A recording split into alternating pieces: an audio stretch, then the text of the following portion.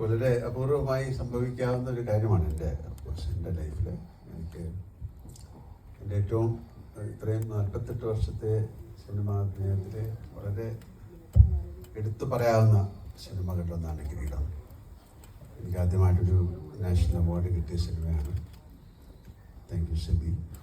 എൻ്റെ അടുത്ത നാഷണൽ അവാർഡും സിബിയുടെ സിനിമയിലായിരുന്നു.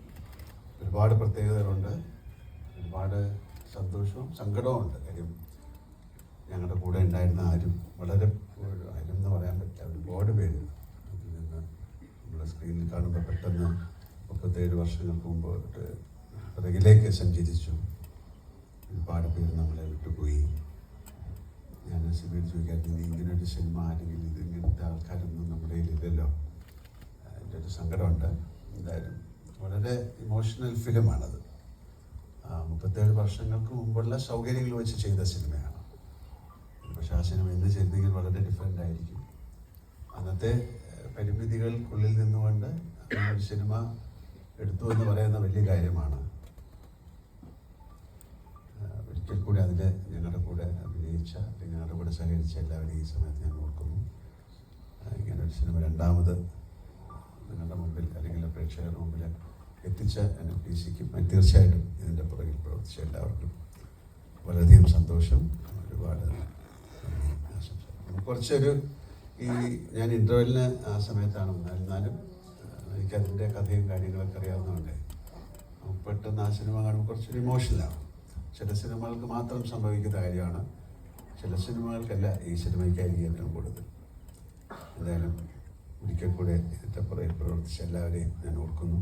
Thank you Sibi, thank you Vijayakumar, Unni, Dinesh, Naman sir, എല്ലാവർക്കും താങ്ക്സ്. വർഷങ്ങൾക്ക് മുൻപാണ് ഈ സിനിമ തിയേറ്ററിലെത്തിയത്.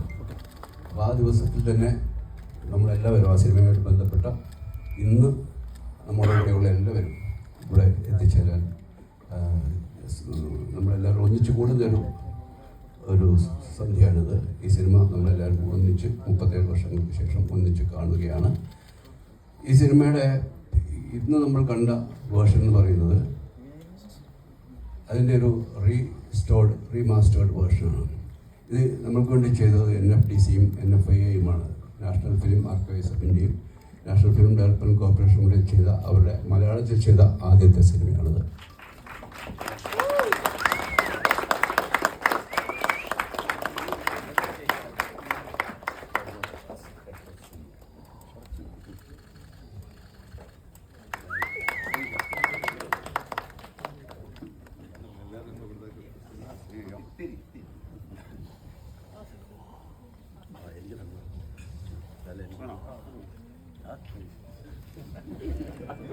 Bueno.